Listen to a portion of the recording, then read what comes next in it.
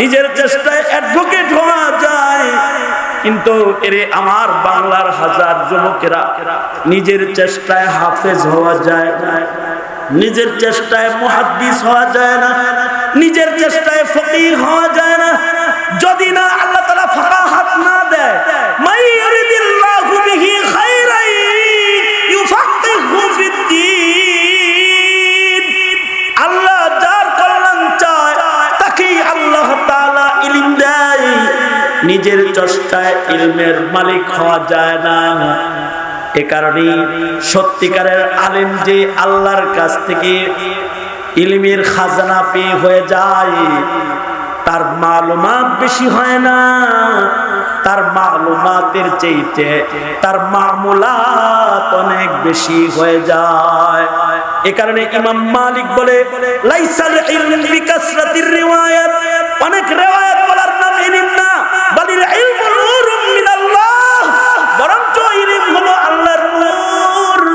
এটা যদি কারোর কলবের ভিতরে এসে যায়, তখন সে আবিদ খাস হইয়া আল্লাহর দিকে সফর শুরু করে দেয়, সাইর ইলাল্লাহ সাইর ফিল্লাহ হয়ে যায়। যদি তার কাছে ইলম কম হয়, আল্লাহ তাআলা মিল্লাদুন্না এর নিসবত লাগায়া তার কলবের ইলমের খাজানাকে আল্লাহ তাআলা প্রশস্ত করে দেয়। এ কারণে শুধুই মাত্র জানলেই আলেম হয় না, যদি না মানার যোগ্যতা তার ভেতরে না হয়। এ কারণে যে আলেমের ভেতরে আমল নাই, মানুষ তারে আলেম কয় না, মানুষ তারে জালেম কয়। জাগতিক জ্ঞান যেটা স্কুল কলেজ ইউনিভার্সিটিতে আছে, ওইগুলার উপরে যদি কেউ অবিশ্বাস করে তাতে ঈমান নষ্ট হয় না, কিন্তু ইলমে দ্বীন আল্লাহর সিফাতের নাম, এটার উপরে যদি কারোর অনাস্থা হয়, অবিশ্বাস হয়, সাথে সাথে সে বেঈমান হয়, জান্নাত থেকে সে বঞ্চিত হয়।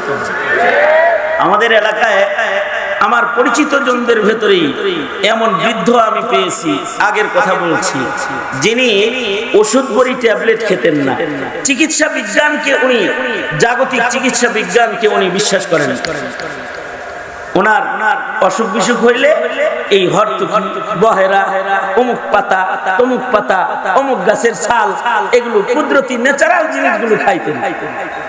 ওনাকে জিজ্ঞেস করেছি, দাদা একটা বড়ি খাইলেই তো হুকুর হুকুর করা লাগে না, এই জ্বর নিয়ে কতদিন ধরে কষ্ট করতেছেন, একটা ট্যাবলেট বড়ি খাওয়া যায় না? দেখো ওগুলোর উপরে আমার ঈমান নেই। ওগুলো সাইড এফেক্ট থেকে খালি নয়, ক্ষতির থেকে খালি নয়, আমি যা খাই এতে কোনো ক্ষতি নেই।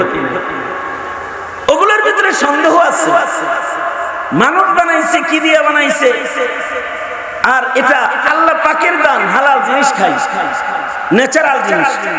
ময়রা জানো আমি, কিন্তু কাফের মুশরিকের বানান না বড়ি কিনা খাবো না, তাদের প্রযুক্তি খাবো না।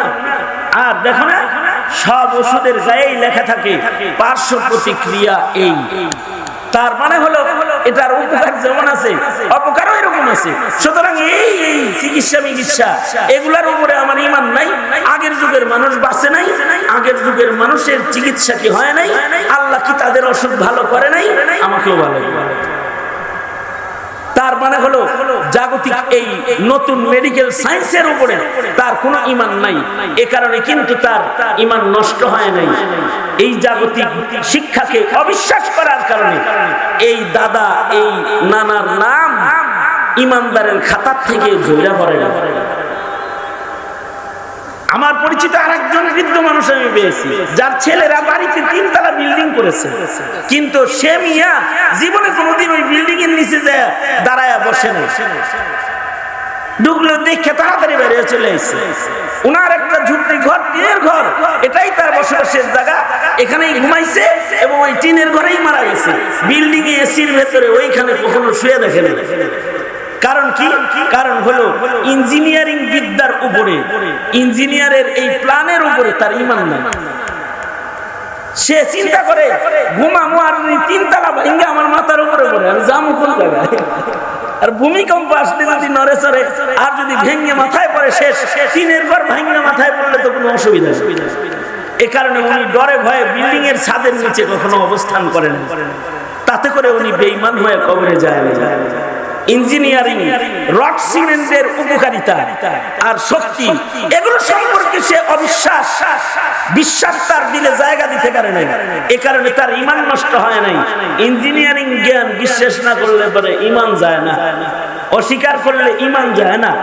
কারণ ইঞ্জিনিয়ারিং যখন ছিল না তখনও মানুষ ছিল, কিন্তু ইলমে দ্বীন সব সময় ছিল। এক জায়গায় এক অ্যাডভোকেট সাহেবকে দাওয়াত দেওয়া হয়েছে, উকিল সাহেব আসতেছে। যখনই শুনছে যে অমুক উকিল সাহেব আসতেছে, এখান থেকে লাফ দিয়ে এক মুরব্বি উঠে কয়, আউযুবিল্লাহি মিনাশ শাইতানির রাজিম, নাউযুবিল্লাহি মিন যালিক। আমি জায়গা, আমি এর চেহারা দেখতাম না। কেন এর চেহারা কেন দেখবেন না? উনি একজন এলএলবি পাস লোক, শিক্ষিত লোক, অ্যাডভোকেট মানুষ, বড় ধনী আসতেছে। সম্মানী মানুষের সম্মান দিতে হয় তো, হে যা শিখে সম্মান পাইছে। আমি জানি, আমি বুঝ হওয়ার পর থেকে দেখে এসেছি, সারা জীবন হে যত মামলা নিয়ে কোর্টে গেছে, একটাও সত্য মামলা ছিল না, সবই মিথ্যা মামলা ছিল। আর সে কখনোই জালেমের পক্ষে ছিল না, মজলুমের পক্ষে ছিল না, জালেমের পক্ষে টাকার বিনিময়ে কাজ করে 1 লাখ টাকার বিনিময়ে 5,000 টাকার কাম 1 লক্ষ টাকার বিনিময়ে করেছে। আর যেটা ফাও করা জায়েজ নয়, জানে যে সারাসার একজন অপরাধী, তাকে নির্দোষ প্রমাণিত করার জন্য সারা জীবন নড়ে চড়ে মোটা টাকা কামাই করে ধনী হয়েছে। আর এই যুক্তি তর্কের জ্ঞান, অ্যাডভোকেটগিরি শিখছে। এই জ্ঞানটা আমার কাছে কোনো জ্ঞানই না। আমি বললাম, তো অ্যাডভোকেটের জ্ঞান যদি জ্ঞানই না হয়, তো বিচার চলবে কিভাবে? কোরআন দিয়ে বিচার হবে, চুরি করলে হাত কাটা হবে, আর যদি জেনা করে তাহলে সঙ্গে সার হবে, আর যদি মদ খায় তো দুর্রা মারবে, খালাস। এটারে যুক্তি তর্ক দিয়া উকিল খাড়া করা, সত্যকে মিথ্যা আর আলেমকে জালেম আর পবিত্র মানুষকে জেনাকার বানানোর কোনো দরকার নাই, আর খুনিকে নির্দোষ প্রমাণ করার কোনো দরকার নেই। এই ইলমকে আমি বিশ্বাস করি। উনি এলএলবি শিক্ষা, অ্যাডভোকেট শিক্ষার উপরে ওনার কোনো ঈমান নাই, এই কারণে কিন্তু উনি কাফের হয়ে কবরে যায় নাই, অথবা বেঈমান হয়ে কবরে যায় নাই। কিন্তু ইলমে দ্বীন এটা এমন একটা ইলমের নাম, যেটার উপরে ঈমান রাখতে হয়, বিশ্বাস রাখতে হয়। হার মুসলমানের কেউ যদি ইলমের উপরে বিশ্বাস হারায়, তাইলে সে সাথে সাথে ঈমান হারায়। এ কারণে বাচ্চারা যখন মাদ্রাসায় যায়, তখন তাদেরকে শিক্ষা দেওয়া হয়, আমানতু বিল্লাহি ওয়া মালাইকাতিহি ওয়া কুতুবিহি ওয়া রুসুলিহি ওয়াল ইয়াউমিল আখির ওয়াল কদরি খাইরিহি ওয়া শাররিহি মিনাল্লাহি তাআলা ওয়াল বাসি বাদাল মাউত।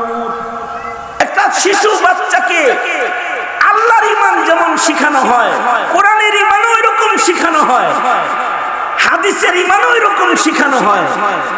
এমনকি কোরআন হাদিস যাদের সিনায় আছে, রিজালুল্লাহর ঈমানও শিক্ষা দেওয়া হয়। ওয়া রুসুলিহি, আল্লাহর উপরে বিশ্বাস রাখা যেমন ঈমান, আল্লাহর ইলমের উপরে বিশ্বাস রাখা ওইরকম ঈমান। কিতাবুল্লাহর উপরে বিশ্বাস রাখা যেমন ঈমান, রিজালুল্লাহর উপরেও বিশ্বাস রাখা ঈমান। কেউ যদি বলে আমি কিতাব মানি না, আমি রাসূল মানি না, আমি হাদিস মানি না, তো মুনকিরে হাদিস যে তারও ঈমান নেই, মুনকিরে কোরআন যে তারও ঈমান নেই। এ কারণে আহলুল কোরআন হতে গেলে খতরা আছে, শুধু আহলুল হাদিস হতে গেলেও খতরা আছে। কারণ এই উভয়টার উপরে ঈমানও লাগবে, বিশ্বাসের নামও ঈমান। কারণ এটা ইলমে দ্বীন, এটাকে শুধু শিখতে হয় না, এটাকে বিশ্বাসও করতে হয়। আর শিখার বিধিবিধান কি? শিখার বিধান হলো এই ইলম আল্লাহ তাআলা সকলের উপরেই শিক্ষা গ্রহণ করাকে ফরজ করেছেন। দুনিয়ার জ্ঞান শিক্ষা সবার উপরে ফরজ না, কিন্তু ইলমে দ্বীন শিক্ষা গ্রহণ করা সকলের উপরে ফরজ। কারণ হলো যার ইলম থাকবে না তার ঈমান থাকবে না, যার ইলম থাকবে না তার আমল থাকবে না, যার ইলম থাকবে না তার তাকওয়া থাকবে না। ঠিক কিনা? জোরে আওয়াজ করে বলেন, আরো জোরে আওয়াজ করে বলেন, জোরে বলেন, ঠিক না ঠিক? এইটা আমরা না বুঝলেও ইহুদ নাসারার এজেন্ডা বাস্তবায়নকারী ইসলামের দুশমন যারা, তারা বুঝে। এ কারণে তারা আমাদের সন্তানদেরকে ইলম শিখতে দিতে চায় না, ট্রান্সজেন্ডার শিখাইতে চায়, তারা আমাদের সন্তানদেরকে ডারউইনের মতবাদ শিখাইতে চায়, হিন্দুদের কৃষ্টি কালচার শিক্ষা দিতে চায়, ইলমে দ্বীনের ছোঁয়া আমাদের মুসলিম সমাজের গায়ে ওরা লাগতে দিতে চায় না। কারণ ওরা আমাদের সন্তানদেরকে বেঈমান বানাতে চায়, মূর্খ বানাতে চায়, আমলহীন বানাতে চায়, তাকওয়াবিহীন বানাতে চায়। এই যখন সারা দুনিয়ার কুফরি শক্তির সাধনা, তখন প্রত্যেকটা মুসলমানের সাধনা হওয়া চাই যে আমি ইলমে দ্বীন হাসিলকারী হব। কারণ ইলম না জানলে পরে আমল করতে পারবে না, আর আমল না করতে পারলে আল্লাহর জান্নাতে আল্লাহর কাছে পৌঁছতে পারবে না। ইলম না জানলে হালাল হারাম চিনবে না, হালাল হারাম না চিনলে, জায়েজ নাজায়েজ না বুঝলে তাকওয়ার উপরে অটল থাকতে পারবে? জোরে আওয়াজ করে বলেন, পারবে না। তবে কিছু ইলম তো নিজের চেষ্টায় শিখতে হয়। যতটুকুন ইলম শিখে একটা মানুষকে দ্বীনদার হইতে হয়, ওইটুকু নিজের চেষ্টায় শিখতে হয়। এটা নিজের চেষ্টায় শিক্ষা করা ফরজ। কিন্তু ইলমের এক গভীরতা আছে যেটাকে বলা হয় নায়াবাতের ইলম। এই ইলম যদি কেউ পাইতে চায় তাইলে এটা শুধু চেষ্টা কইরা অর্জন হয় না, নিজের চেষ্টায় শিখা যায় না। আল্লাহ যদি মনোনয়ন না দেয়, নবী যেমন মনোনয়ন ছাড়া কেউ হয় নাই, কিয়ামত পর্যন্ত ইলমের বড় খাজানা আলেম দ্বীনও কেউ মনোনয়ন ব্যতিরেকে হতে পারবে না। কারণ এটা আল্লাহর মনোনয়ন লাগবে। আতাউন মিন আতাইল্লাহ, এটা তো আল্লাহ দান করেন, আল্লাহ দান করেন এবং এই ইলম আল্লাহ তাআলা নিজে হেফাজত করেন। দেন আল্লাহ, এটাকে সংরক্ষণ করেন আল্লাহ তাআলা।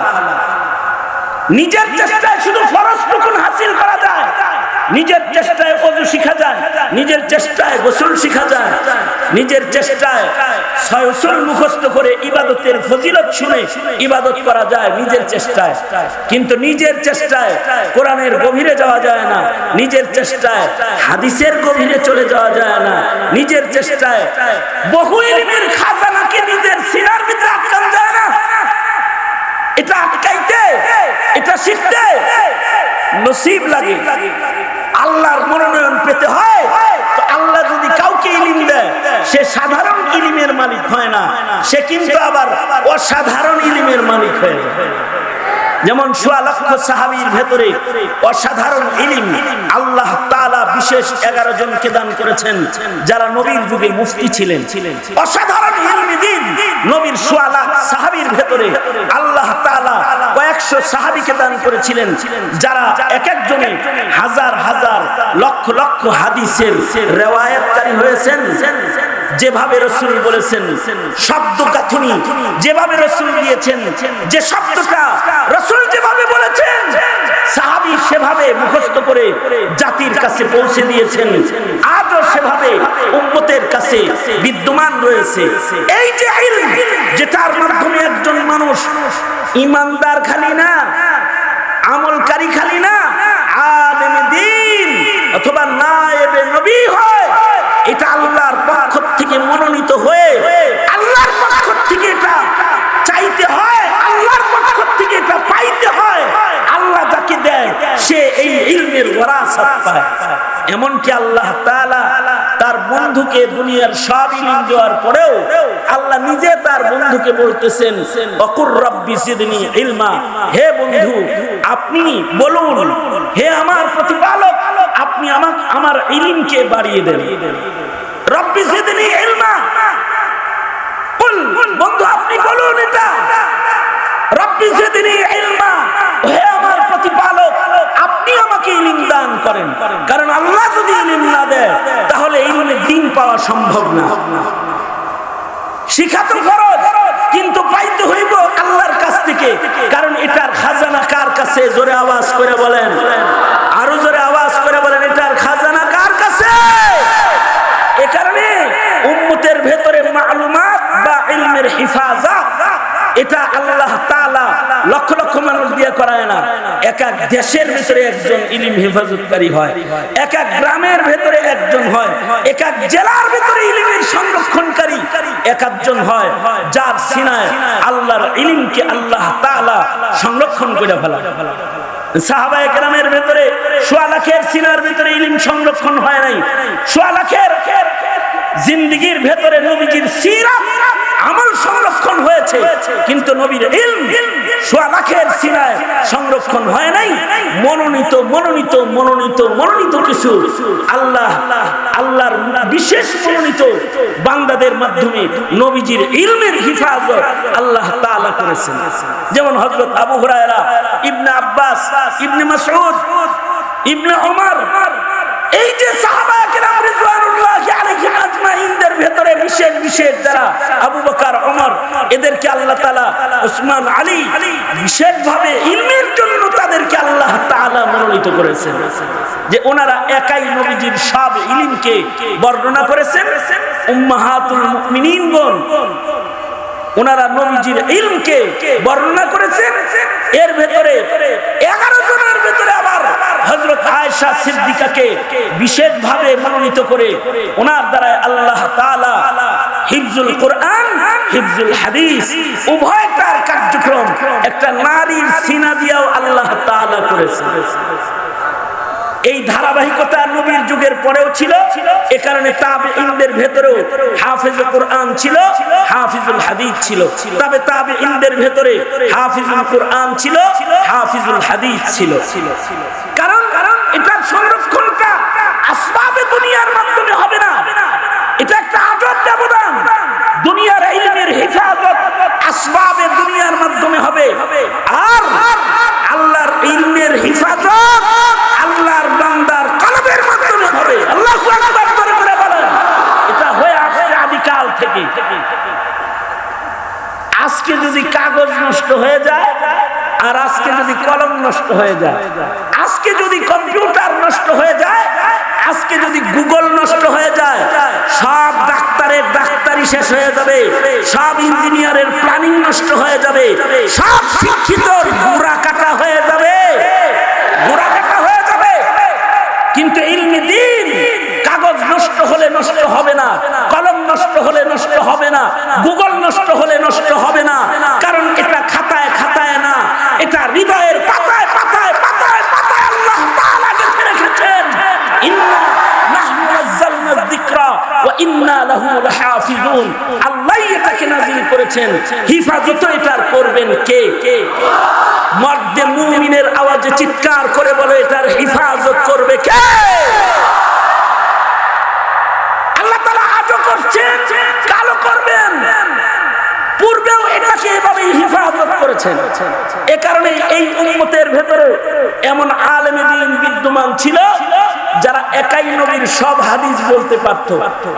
যেমন শামসুদ্দিন যাহাবী রাহমাতুল্লাহি আলাইহি, উম্মতের এক আলেমের নাম, যার কাছে নবীর ইলমুল হাদিস, এত উলুমুল হাদিসগুলো এইভাবে ছিল যে উলামারা বলেন শামসুদ্দিন যাহাবীকে যদি আকাশে বসায়া দিয়া বলা হয় যে তুমি একাই নবীর সব হাদিস নবীর উম্মতকে শোনাও, উনি নবীর সব হাদিস একাই নবীর উম্মতকে শোনানোর জন্য যথেষ্ট, সেকেন্ড ম্যানের সহযোগিতা লাগবে না।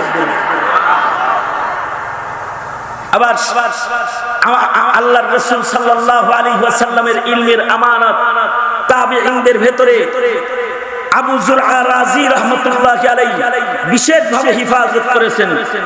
আবু যুরআ রাজি রাহমাতুল্লাহি আলাইহি উনি ছিলেন আলী ইবনুল মাদিনীর উস্তাদ, আহমদ বিন হাম্বল রাহমাতুল্লাহি আলাইহির উস্তাদ, ইয়াহইয়া ইবনে মাঈনের উস্তাদ, অর্থাৎ ইমাম বুখারীর দাদা উস্তাদ আবু যুরআ রাজি রাহমাতুল্লাহি আলাইহি। একজন মানুষ নবীর লক্ষ লক্ষ লক্ষ লক্ষ হাদিসকে সনদ সহ একা বলে দিয়েছে, একা বলে দিতেন।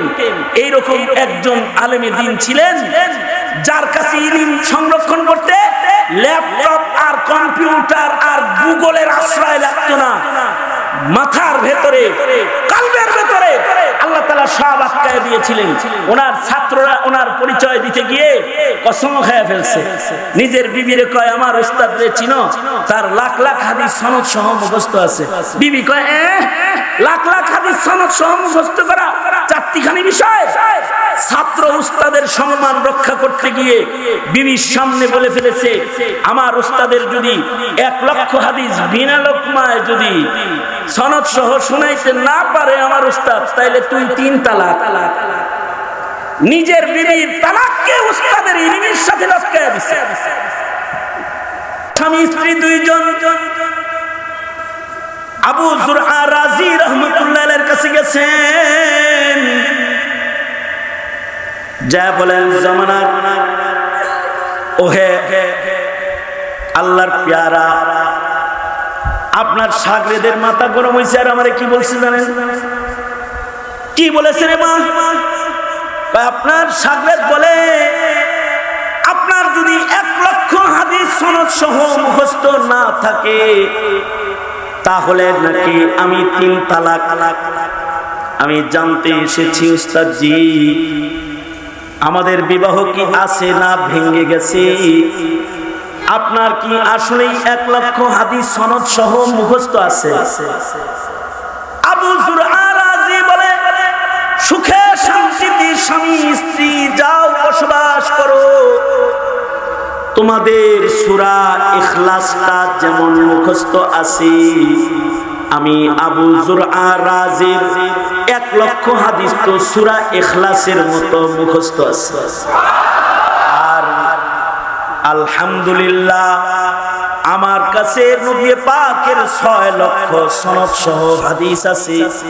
অর্থাৎ নবীজির টোটাল হাদিসের সংখ্যা 7 লাখ। তার ভেতরে নবীর উম্মতের ইলমের রাজ্যের আজদাহা হাইয়াতুল ওয়াদি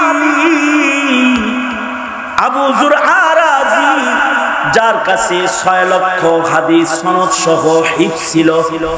শুধু হিফজুল কোরআন না, হিফজুল হাদিস খাতা দিয়া, কম্পিউটার দিয়া না, গুগল দিয়া না, সফটওয়্যারের মাধ্যম নয়, কলবের ভেতরে আল্লাহ তাআলা বিশেষভাবে দান করেছেন যে একজন মানুষের সিনার ভেতরে 6 লক্ষ হাদিস সনদ সহ মুখস্থ ছিল।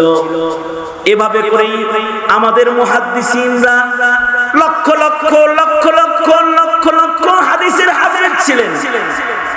ওই আমল যখন ইলম হিফাজত হয়েছে বুখারা আর সমরকন্দের মাটিতে, তখন কোনো কাগজ নাই, কম্পিউটার নাই, কিন্তু প্রত্যেকটা ঘরে ঘরে হাফেজে হাদিস বিদ্যমান ছিল, যাদের কাছে লাখ লাখ হাদিস নবীর সনদ সহ হাদিস তাদের মুখস্থ আছে। কারণ এই ইলম আল্লাহ তাআলা দান করেছেন, ইন্না নাহনু নাযালনা যিকরা ওয়া ইন্না লাহু লাহাফিজুন। এত বেশি হাফিজুল হাদিস জমিনের মানুষের ভেতরে ছিল যে কবরস্থান ওয়াকফ করার সময় হিফজুল হাদিসের শর্ত লাগায়া গুরুস্থানের মাটিও ওয়াকফ করেছে। উজবেকিস্তান সফর করলে এমন একটি গুরুস্থান পাওয়া যায় যে গুরুস্থানের নাম হলো মাকবারা মুহাম্মাদিয়া, মুহাম্মাদি কবরস্থান। এই কবরস্থানের বিশেষত্ব হলো এর ওয়াকিফ বড় করা, বড় শানদার ওয়াকিফ জমিন ওয়াকফকারী। উনি শর্ত দিয়েছে এই গুরুস্থানের ভেতরে সে ঘুমাইতে পারবে যার 1 লক্ষ হাদিস সনদ সহ মুখস্থ থাকবে। হাফিজুল হাদিস ব্যতিরেকে কেউ এই গুরুস্থানের জায়গা পাবে না, ওয়াকফকারীর শর্ত। দ্বিতীয় শর্ত হলো শুধু 1 লক্ষ হাদিস মুখস্থ থাকলেই হবে না, তার নাম মুহাম্মদ হইতে হবে। তার মানে 1700 মুহাদ্দিস ওই একই গুরুস্থানে ঘুমায় রয়েছে। 16 থেকে 18 জন ইমাম বুখারীর উস্তাদও ওখানে ঘুমায় রয়েছে, যারা লক্ষ হাদিসের হাফিজ একই মাকবারায় একই গুরুস্থানে ঘুমায় রয়েছে। আশ্চর্য বিষয় হলো শুধু তারা 1 লাখ হাদিসেরই হাফিজ না, তাদের সবার নাম মুহাম্মদ সাহেবে হিদায়া। ওনার নাম মুহাম্মদ নয় বিধায় এই কবরস্থান কর্তৃপক্ষ কর্তৃপক্ষ সাহেবে হেদায়েতকে এখানে দাফন করতে দেয় নাই। ওনার লাখ লাখ হাদিস মুখস্থ ছিল, কিন্তু ওনার নাম মুহাম্মদ না, এ কারণে গুরুস্থানে জায়গা হয় না। ১৫০০ বছর আগে জন্ম লইয়া কপাল খুলছে তোমার আমার, এই জন্য কপাল খুলছে যে তোমার আমার যুগের কোন গুরুস্থান ওয়াকফকারী কথা বলে না, সাবধান, আমার কবরস্থানের ভেতরে কোন বেনামাজিরে কবর দিবি না, বলে না এটা। যে কারণে তুমিও গুরুস্থানে মৌলবীর পাশে আর কোরআনওয়ালার পাশে জায়গা পাও। যদি শর্ত দিত মন্দিরের পাশেও জায়গা পাতি না শোয়ার জন্য, মন্দিরের পাশেও জায়গা পাই কিনা, কিন্তু তারা ওয়াকফ করার সময় শর্ত দিয়েছে ১ লক্ষ হাদিস তো মুখস্থ থাকতে হবে, আবার নাম মুহাম্মদ হইতে হবে। কিন্তু সরল মনা ওয়াকিফরা কোন শর্ত দেয় না বিধায় মক্খর আলেমের কবরের পাশে মাটি পাও, আর বেনামাজি হয়েও নামাজির গুরুস্থানে গিয়ে জায়গা পাও। আশ্চর্য যে ওই যুগে হিফজুল হাদিসের শর্ত দিয়ে গুরুস্থান নির্মিত হয়েছে।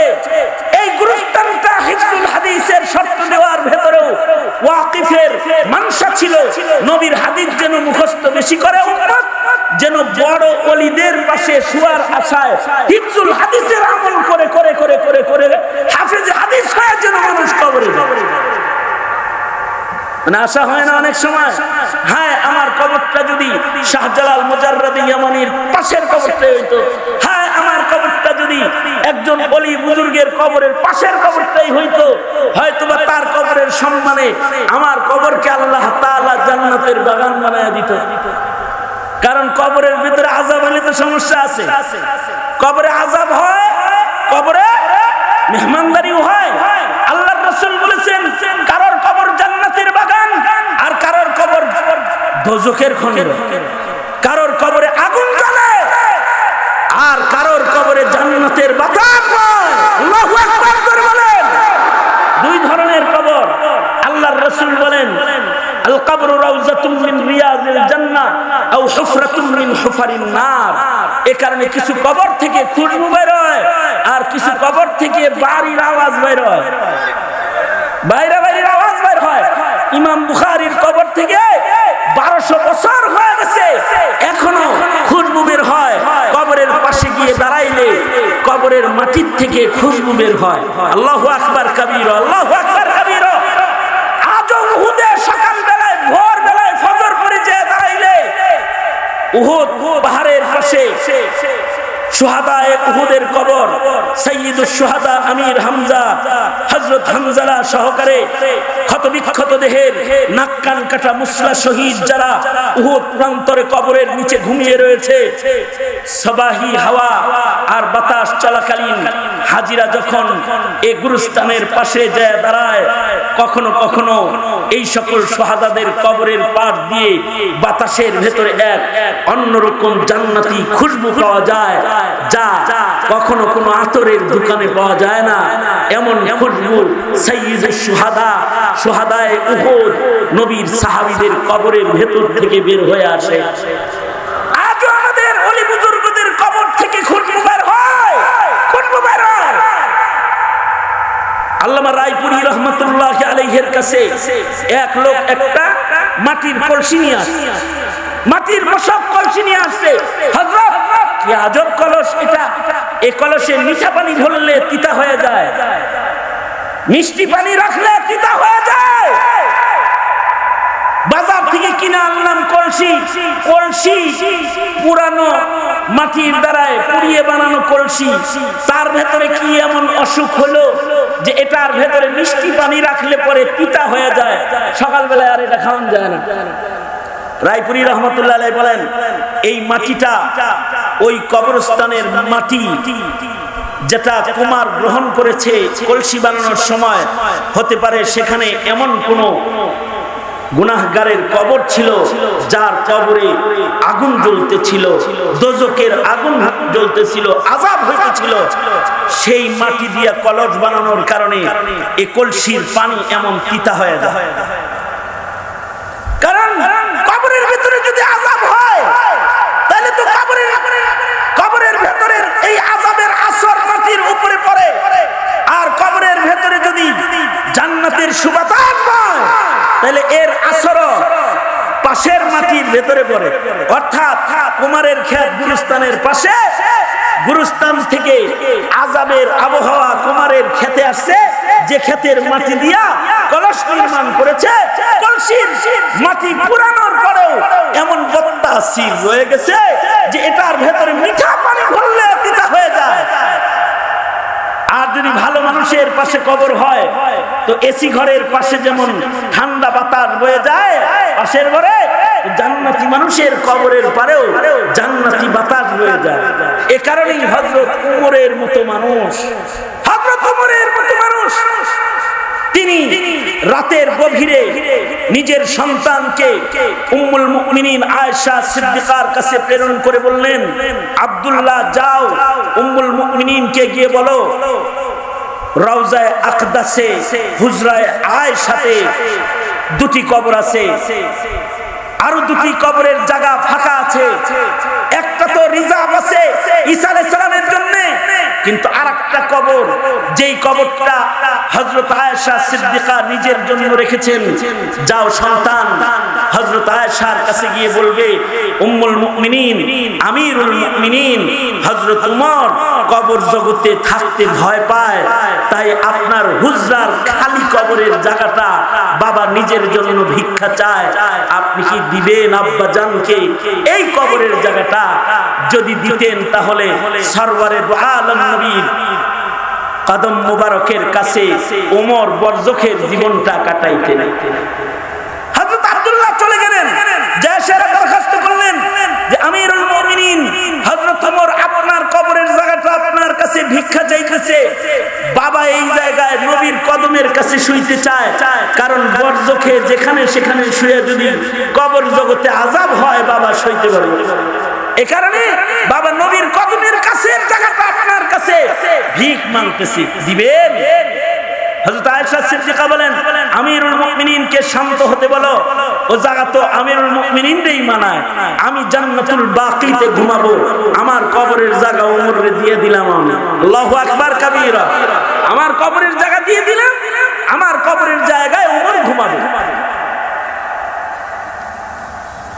সরওয়ারে দু আলম নবীর জিসমে আতহারের সাথে লেগে থাকা মাটি, এ মাটির বড় দাম, এ মাটি আরশে আজিমের চাইতে আল্লাহর কাছে বেশি দাম। আর যদি নবী পাকের জিসমে আতহারের পাশের কোন কবরে কারোর জায়গা হয় তার কপাল কত ভালো হয়।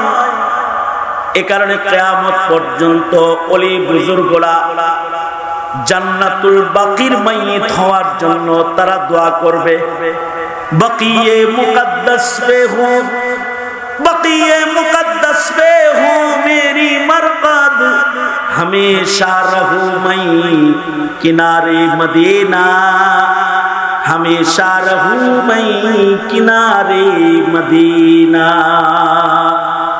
रहे मेरे मस्कन हवालिए काबा, बने मेरे मदफन दियारे मदीना, बने मेरे मदफन दियारे मदीना। কিয়ামত পর্যন্ত আনেওয়ালা মুমিনেরা ভালো জায়গায় কবর কামনা করবে। এ কারণে আগের যুগের মাইয়িতরা ভালো মানুষের সাথে কবর বানানোর জন্য দোয়া করত। কেউ যদি ভালো জায়গায় মরতো, ভালো কবরের পাশে জায়গা পাইতো তো তাকে কিসমতওয়ালা বলতো।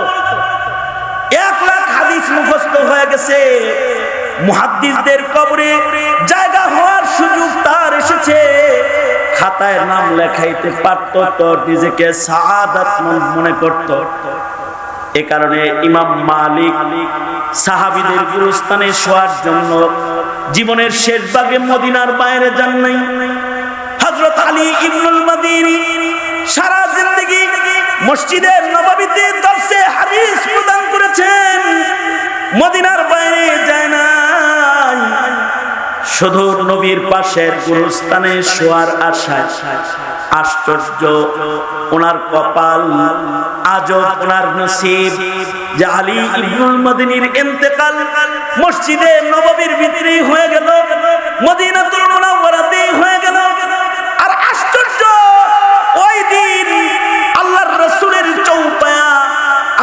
রাসূলকে যেই চৌপায়ার উপরে নবীজিকে গোসল দেওয়া হয়েছে, যে চৌপায়ার উপরে লাশ নবী পাকের জিসমে আথার রাখার পরে চতুর্দিকে হযরত আলী এবং চতুর্দিকে নবী পাকের পরিবারের লোকেরা যখন দাঁড়াইছে গোসল দেওয়ার জন্য, ইবনে আব্বাস হযরত আলী এই খাটের চতুর্দিকে দাঁড়ানো অবস্থায় অলৌকিক ঘটনা তাদের ঘটেছে, যে দাঁড়ানো অবস্থায় ঘুমিয়ে পড়েছেন। চিন্তা করতেছিলেন নবীজির গোসল কি কাপড় খুইলা দিব নাকি কাপড় গায়ে রেখে দিব। সাথে সাথে এক সেকেন্ডের ঘুম দাঁড়ানো অবস্থায় আল্লাহ তাআলা তাদের দিয়ে দিয়েছেন। এই ঘুমের ভেতরে আল্লাহ তাআলা তাদেরকে গোসল দেওয়ার তরিকাও শিখায় দিয়েছেন, কেমনে নবীজির কাফন করবে, কেমনে নবীজির গোসল দিবে। এমন কুদরতি ঘটনা যেই চৌপায়ের চতুর্দিকে দাঁড়ানো অবস্থায় ঘটেছে, যেই চৌপায়ে আল্লাহর রাসূলকে কাফন করানো হয়েছে, যেই চৌপায়ে আল্লাহর রাসূলকে কবরের ভেতরে নামানো হয়েছে, নবীজির ওই চৌপায়াটা পরিষ্কার করার জন্য বিশেষ জায়গা থেকে বের করা হয়েছে। আর তখনই আলী ইবনুল মদিনী মারা গেছে। নেকফা আলী, সবাই বলে একদিক দিয়া নবীর খাট বের করলা, আর একদিক দিয়া জমানার মুহাদ্দিস আলী ইবনুল মদিনী, ইমাম বুখারী আলী ইবনুল মদিনীর riwayat দিয়া বুখারী ভরে ফেলেছে। ওনার ওফাত হয়েছে, বোঝা যায় নবীর খাট দিয়েই বুঝি আলী ইবনুল মদিনীকে কবরে নিতে বলা হচ্ছে। নেকফা আলী করে আলী ইবনুল মদিনীকে ওই খাটের উপরেই শোয়া দেওয়া হলো, যেই খাটে চুইরা মুহাম্মদুর রাসূলুল্লাহ সাল্লাল্লাহু আলাইহি ওয়াসাল্লাম রওজায়ে আতহারে গেছেন। আলী ইবনুল মদিনীকে ওই খাটিয়ার ভেতরে চড়ায়া জান্নাতুল বাকি কবরে নিয়ে নামানো হলো। এমন কপাল, এগুলো আল্লাহ প্রদত্ত কপাল হতে হয়, তাহলে ভালো সূরতে মরণ হয়, ভালো জায়গায় কবর হয়। ভালো জায়গায় কবর বানানোর জন্য মুজাহাদা মেহনত করতে হয়। এই মেহনত জারি রাখার জন্য গুরুস্থানের উপরেও শর্ত ছিল যে হাফিজুল হাদিস ছাড়া কেউ গুরুস্থানে জায়গা হবে না। তোমার আমার কপাল ভালো, আমাদের ওয়াকফকারীরা এমন কোনো শর্ত দেয় না যে কারণে পাবলিক গুরুস্থানে আলেমের পাশে জালেম শুয়ে যায়, নামাজির পাশে বেনামাজির কবর হয়ে যায়, পর্দাওয়ালার পাশে বেপর্দা চলরেওয়ালা পুরুষেরও কবর হয়ে যায়। আল্লাহ তাআলা রহম করেছেন এই গুনাহগারদের জামাতের উপরে। এই জমিনের নেককাররা এমন কোন শর্ত আমাদের উপরে আরোপ করে নাই। যদি শর্ত দিত তাহলে আমরা বিপদে পড়ে যেতাম। আশ্চর্য কাহিনী যে ওনারা তো কলবের ভেতরে লক্ষ লক্ষ হাদিস মুখস্থ করে আটকায় রেখেছে। এই ভারতবর্ষে স্মরণীয় ইলম সংরক্ষণকারী সিনাগুলোর ভেতরে অন্যতম হলেন আনোয়ার শাহ কাশ্মীরি রহমাতুল্লাহি আলাইহি, যাকে বলা হয় মাকতাবাতুন আযীমাতুন হাইয়াতুন নাতিকাতুন, জিন্দা চলতি ফিরতি একটি লাইব্রেরি ছিলেন। দারুল উলুম দেওবন্দের সব কিতাব আনোয়ার শাহ কাশ্মীরির মুখস্থ ছিল, সব কিতাব মুখস্থ ছিল। শুধুই মাত্র আমাদের আকাবিরদের কোরআন শরীফ মুখস্থ ছিল না, আমাদের আকাবিরদের শুধুই মাত্র হাদিস শরীফ মুখস্থ ছিল না, উসুলুল হাদিস মুখস্থ ছিল, উসুলুল ফিকহ মুখস্থ ছিল। কাগজে লেখা ছিল না, কলম থেকে উসুলুল ফিকহ বের হতো, কলম থেকে উসুলুল হাদিস বের হতো। এ কারণে ইমাম সারাখসি 11 বছর জেলখানার 45 ফিট নিচের কূপের ভেতর থেকে কোন কিতাব ছাড়া বসে বসে উসুলুল ফিকহের তাকরীর করেছিলেন। আর ছাত্ররা জেলখানার চতুর্দিকে বসে বসে 11 বছর উসুলুল ফিকহ তারা লিখেছিলেন। মাবসুতের 11 খণ্ড 11 বছর জেলখানা থেকে ইমাম সারাখসি তাকরীর করেছে, আর ওনার ছাত্ররা উপরে বসে বসে কিতাব লিখেছে। কোন কম্পিউটার লাগে নাই, কোন কাগজ লাগে নাই।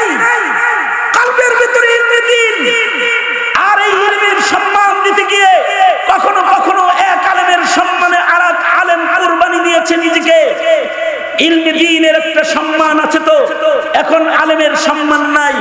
এখন তো আলেমকে জেলখানায় রাখা হয়, আলেমকে ফাঁসিতে ঝুলানোর চেষ্টা করা হয়, আলেমকে বেইজ্জত করা হয়, আলেমকে চোর ডাকাত বাটপারের লাইফ জ্যাকেট পরায়া আসামির বেশে নিয়ে যাওয়া হয়, আলেমকে জিল্লাতি করা হয়। কিন্তু ও এক জমানা থা, ওইটা একটা জমানা ছিল যখন আলেমের সম্মান ছিল, যখন আলেমের খাঁচার কদর ছিল, যখন ইলমের কদর ছিল, যখন আলেমের মূল্যায়ন ছিল। একটি জমানা তখন ছিল যে আলেমকে মূল্যায়ন করতে গিয়ে আর এক আলেম জীবন বিতরণ করেছে। জমানার দুইজন বড় মুহাদ্দিস ছিলেন, ইব্রাহিম আত-তাইমি, ইব্রাহিম নাখাই। ইব্রাহিম আত-তাইমিও বড় মুহাদ্দিস, ইব্রাহিম নাখাইও বড় মুহাদ্দিস। ইমাম বুখারী সকলের থেকে হাদিস নকল করেছেন, সকলের রিওয়ায়াতকে নিজের কিতাবে জায়গা দিয়েছেন। দুজন বড় বড় আলেম, একদিকে ইব্রাহিম তাইমিও বড় আলেম, একদিকে ইব্রাহিম নাখাইও বড় আলেম। আগের জমানায় বড় আলেমরা জেলখানায় গিয়েছে, কারণ আলেমরা তো সরকারি উসুলে কথা বলে না, কোরআনের উসুল সামনে রেখে কথা কয়। এ কারণে আলেমদের উপরে কখনো কখনো সরকার খেপে যায়। ইমাম মালিকের উপরে খেপেছে, ইমাম আহমদ বিন হাম্বলের উপরে খেপেছে, ইমাম আবু হানিফার উপরে খেপেছে। যত বড় বড় মুহাদ্দিস তাদেরকে নিগৃহীত হতে হয়েছে, তাদেরকে জেলখানায় থাকতে হয়েছে, তাদেরকে শাহাদাত বরণ করতে হয়েছে, কারণ তারা ইলমের আলোয় জাতির কাছে ইলমের পয়গাম পেশ করেছে। সরকারের নীতি তারা তাকায় দেখে নাই, এখনো তাকায় দেখে না। সরকারের দাবিদার যারা, তারা তো আমার দেশের ছাত্রদেরকে ট্রান্সজেন্ডার শিখাতে চায়, কিন্তু যারা ইলমে দ্বীনের আলো নিয়ে ঘোরাফেরা করে তারা জাতির চক্ষু খুলে দেখাতে চায় নারী কখনো পুরুষ হয় না, পুরুষ কখনো নারী হয় না। বানানেওয়ালা যাকে যেমন বানিয়েছেন তাকে তেমনি জীবন যাপন করতে হয়। নারীর বিধান আলাদা আলাদা আর পুরুষের বিধান আলাদা, ইলমের আলোয় বলে দেন। যখন আলেম ইলমের আলোয় কথা কয় তখন আলেমের উপরে অত্যাচার এসে যায়। ইব্রাহিম নাখাই তো বড় আলেম ছিলেন, এমন কথা বললেন যে রাজা খেপে গেল। জালিম রাজারা সাহাবীর উপরেও খেপছে, আলেমের উপরে না খালি সাহাবীর উপরে খেপছে। এ জালিম হাজ্জাজ ইবনে ইউসুফ সাহাবী কতল করেছে। সাহাবী আব্দুল্লাহ ইবনে জুবায়ের রাদিয়াল্লাহু আনহুমা এমন ফতোয়া দিলেন একটা যে হাজ্জাজ ইবনে ইউসুফ খেপে গেল। হাজ্জাজ এত বড় জালেম, যার ব্যাপারে আলেমরা বলে, উলামারা বলেন, হাজ্জাজের একার জুলুম যদি মিজানের এক পালায় রাখা হয় আর সারা দুনিয়াতে যত জুলুম হবে সব জুলুম যদি আরেক পালায় রাখা হয় তো হাজ্জাজ ইবনে ইউসুফের জুলুমের ওজন ভারী হয়ে যায়। এ কারণে সে হলো জালিমুল আকবার। কিয়ামত পর্যন্ত যত জালেম আসবে তার ভিতরে সে বড় জালেম। কত বড় জালেম হলে সাহাবীরে ফাঁসি দিতে পায়। মালিক ইবনে মারওয়ান কে বলে দিয়েছে আব্দুল্লাহ ইবনে জুবায়েরকে ফাঁসিতে ঝুলায়া দে, মেরে ফেল, কতল কর। অথচ আব্দুল্লাহ ইবনে জুবায়ের কে জানো? আব্দুল্লাহ ইবনে জুবায়ের হলো সে যে নবীর বুকে ঘুমায়েছে। একদিকে হযরত আয়েশা, আরেকদিকে আল্লাহর রাসূল, মাঝখানে আব্দুল্লাহ ইবনে জুবায়ের ঘুমায়েছে। নবী আর উম্মুল মুমিনিনের মাঝখানে একই লেপের নিচে ঘুমায়েছে। মুহাজিরদের ভেতরে সর্বপ্রথম আব্দুল্লাহ ইবনে জুবায়ের জন্মগ্রহণ করেছে। আল্লাহর রাসূল হিজরতের পরে সর্বপ্রথম নিজের মুখের লালা যার মুখে লাগায়া তাহনিক করেছে তিনি হলেন আব্দুল্লাহ ইবনে জুবায়ের। কিন্তু জালেম কিন্তু জুবায়েরের ছেলেকে আর নবীর সাহাবীকে সে তাকায়া দেখে না। এ কারণে জালেম কখনো কে মুফতি ফজলুল হক আমিনী, আর কে জুনায়েদ বাবুনগরী, আর কে আল্লামা আহমদ শফী, আর কে শেখুল হাদিস আজিজুল হক তাকায়া দেখে না। জালেমের মাথা খারাপ হলে জুলুম শুরু করে দেয়, জুলুম শুরু করে দেয়। হাজ্জাজ ইবনে ইউসুফ জুলুম শুরু করে দিল। হাজ্জাজ ইবনে ইউসুফ কতল করার নির্দেশ দিল। আব্দুল্লাহ ইবনে জুবায়েরকে শহীদ করা হলো। এই রকম অনেক সাহাবীকে সে কতল করেছে। শেষ বেলায় ইব্রাহিম নাখাই বড় আলেম, উনিও এমন ফতোয়া দিছে, হাজ্জাজের মাথা খারাপ হয়ে গেছে। হাজ্জাজের মাথা খারাপ হইলে হাজ্জাজ ইবনে ইউসুফ বলে, হ্যাঁ ইব্রাহিমকে কঠিন জেলখানায় পাঠায় দাও। হাই সিকিউরিটিতে পাঠায় দাও। বাংলাদেশের কঠিন জেল হলো হাই সিকিউরিটি। সব সব জেল কঠিন জেল না, হাই সিকিউরিটি কঠিন জেল। এইখানে যত বড় বড় মৌলবী আসামি আছে সব আছে, যারা ওজোর পানিও পায় না, জাগরে 4 দেয়ালের বাইরে যেতে দেওয়া হয় না। জেলের ভেতরে জেল, যার নাম সেল। সেলের ভেতরে সেল, সেলের ভেতরেও সেল আছে। বন্দী অবস্থায় তাদের পায়ে বেড়ি পরায়া তারপর আটকায় রাখা হয়। কঠিন জেল, এই কঠিন জেল যেটা, আরে কারোর জন্য তো জেলখানা আরামগা, আরামগা শ্বশুর বাড়ি। বাইরে আসলে পারে তো এটা গুলি করে মারবো। এটা নিজের মামলা সব জামিন হয়ে গেলে নিজেই নিজের আরেকটা মামলা দিয়ে তারপরে থাকে। এই আপনার না জামিন হইল, জান না কেন? বাইরে গেলে তো ক্রস ফায়ারে পড়বে, এনে থাকে আরাম। জেলের ভিতরে থাকে আরাম করে খায় দায়। কিন্তু কিছু জেল থাকে বড় ভয়ঙ্কর জেল। হাজ্জাজ ইবনে ইউসুফের আমলে যেই জেলটা ছিল মরুভূমির ভেতরে, সেই জেলের ছাদ ছিল না। বৃষ্টি হলে বৃষ্টির পানিতে পুড়ে, বৃষ্টির পানিতে ভিজে মানুষ মারা যেত। আর রোদের তাপ উঠলে গরমের তাপে গায়ের চামড়া কালো হয়ে যেত। ওই সময়ের জেল, সেই ছাড়া জেলে পাঠায় দাও ইব্রাহিম আন-নাখাইকে।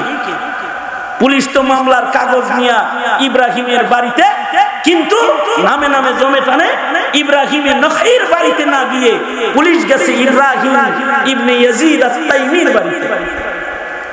যা বলে নাম কি? মাসরুফ, নাম ইব্রাহিম।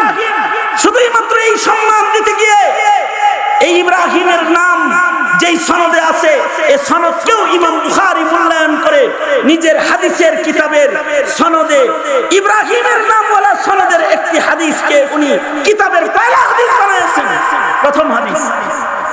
যে উনি ইলমের মূল্যায়নকারী মুহাদ্দিসের নাম ইব্রাহিম আত-তাইমির বাড়িতে যায় বলে মাসমু, নাম কি?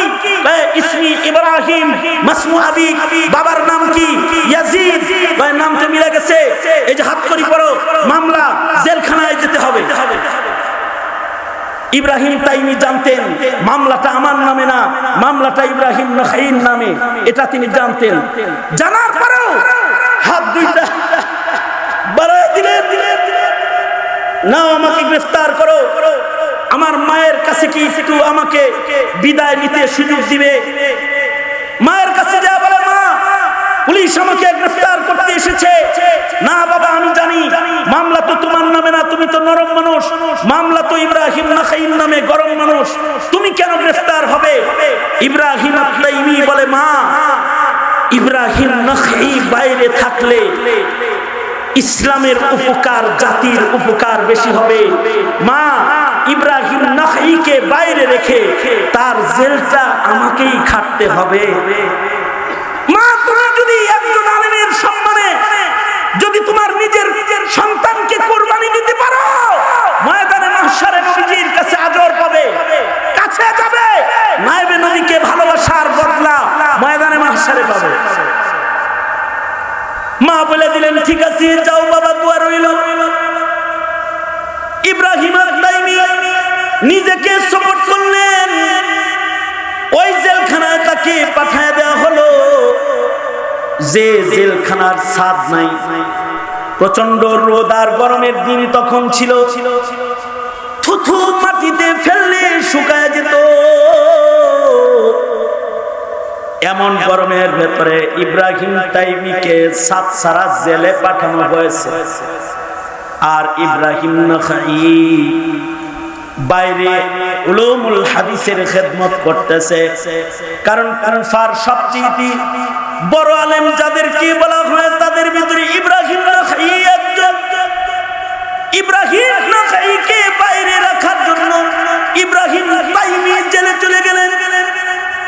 তুমি আমি পারি না কোন আলেমের সম্মান দিতে। জমানা এমন, নায়কের সম্মান দিতে পারো, নায়িকার সম্মান দিতে পারো, গায়ক গায়িকার সম্মান দিতে পারো, কিন্তু আলেমের সম্মান দিতে পারো না।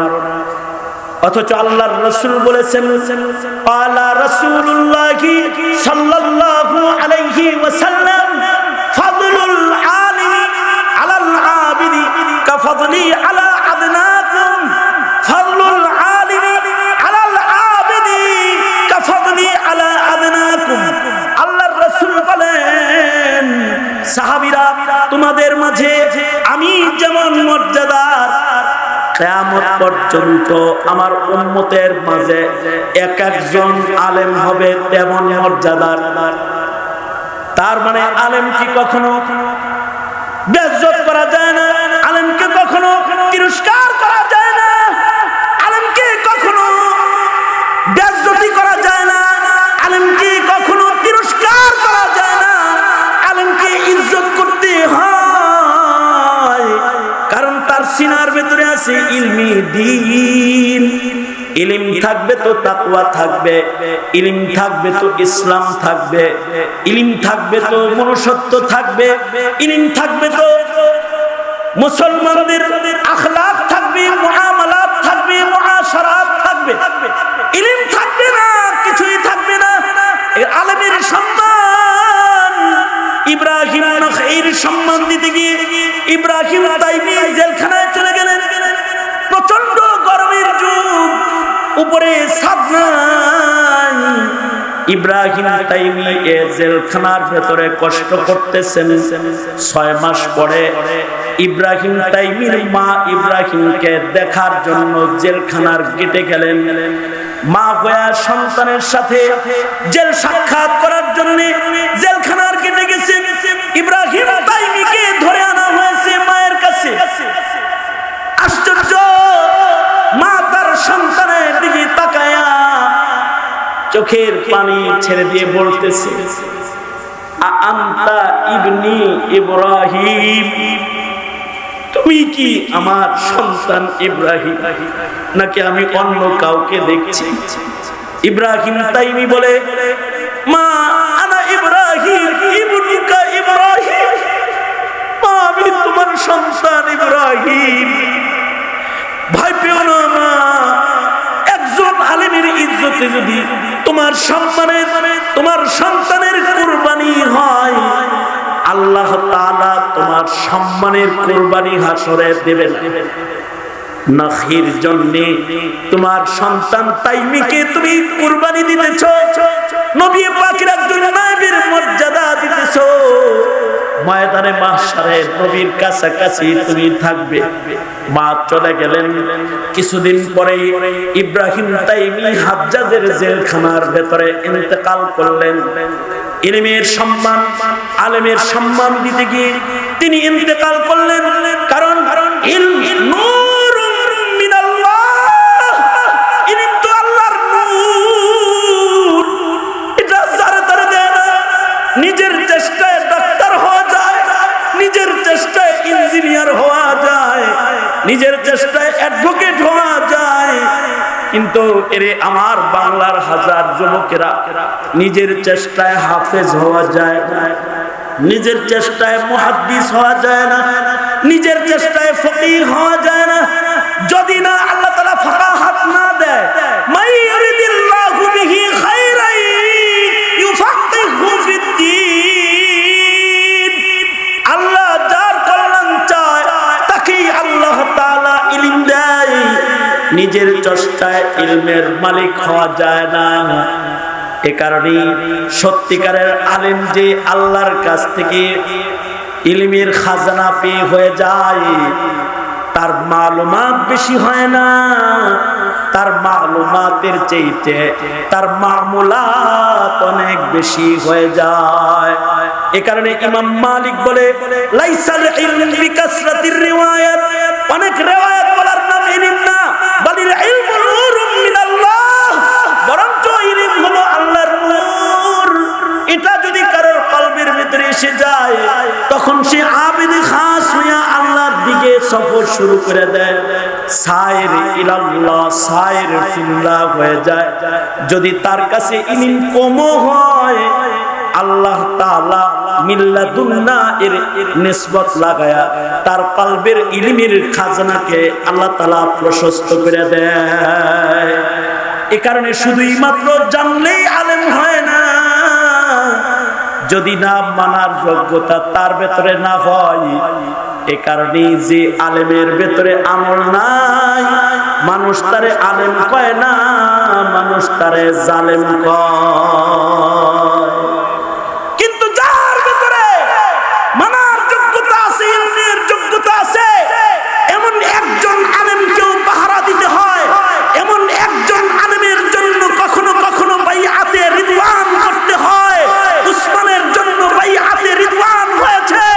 এমন একজন আলেমের রক্ষণাবেক্ষণের জন্য কখনো কখনো ইব্রাহিম তাইমি সেজে নিজেকে জেলখানায় প্রেরণ করতে হয়। এভাবে যদি ইলমের কদর করা যায়, তবেই জাতির চরিত্র সংরক্ষণ হয়। হে জাতি, কিভাবে তোমার কাছে চরিত্রের সংরক্ষণ হবে, কিভাবে তোমার প্রজন্ম চরিত্রওয়ালা হবে? না তুমি ইলমের মর্যাদা দিতে পেরেছো, না তুমি আলেমের সম্মানকে রক্ষা করতে পেরেছো। হ্যাঁ, তুমি পেরেছো ট্রান্সজেন্ডারের ভ্রান্ত আইনের কাগজকে সংসদে পৌঁছানোর রাস্তা করে দিতে। সুতরাং যদি আলেম দ্বীনরা কোনো মশওয়ারা দেয়, ইলমের সম্মানে, আলেমের সম্মানে যে কোনো মশওয়ারাকে হৃদয়ঙ্গম করবে, গ্রহণ করবে। আর এই জমিনে কেউ যদি ইলম মিটায় দেওয়ার চক্রান্ত নিয়ে এসে যায়, সোচ্চার থাকবে, জীবন দিবে, ইলমের সম্মান নষ্ট হতে দিবা না, জীবন দিবে। আলেম জেলখানায় দিবা না, ইলম জেলখানায় আর পুনর্বাসে পাঠাবা না, জীবন দিবে। কিন্তু ইলমকে মিটাইতে দিবা না। ইলমের সংরক্ষণে, মাদ্রাসার সংরক্ষণে, আলেমের মর্যাদা সংরক্ষণে জীবন আমরণ মেহনত করতে এই বাংলার মধ্যে মুজাহিদেরা তৈয়ার থাকবে ইনশাআল্লাহ।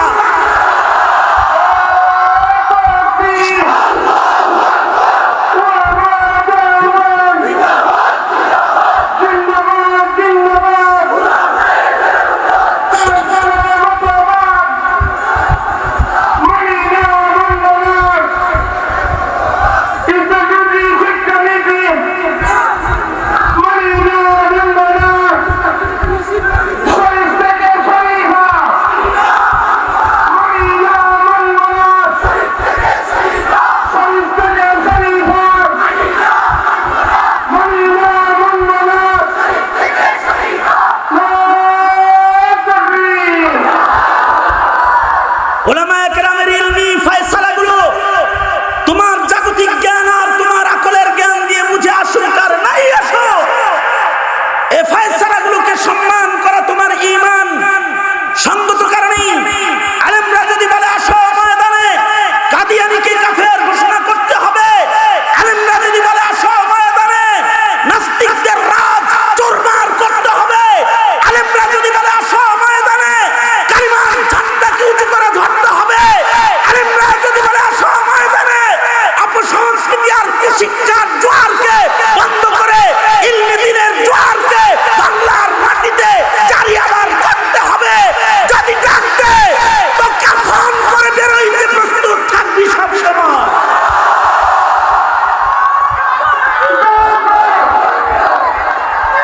সুতরাং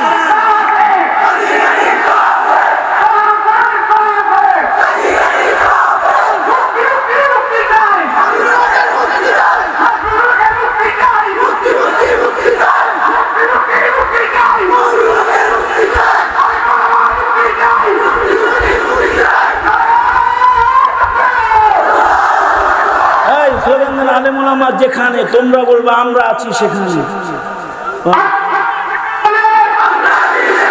আরো জোরে বলো।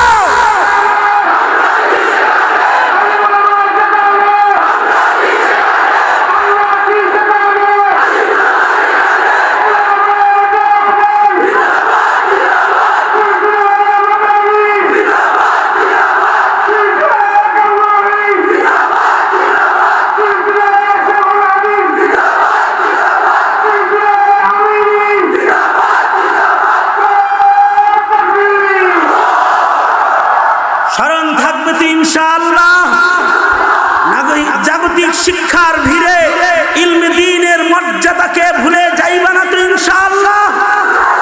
ইনশাআল্লাহ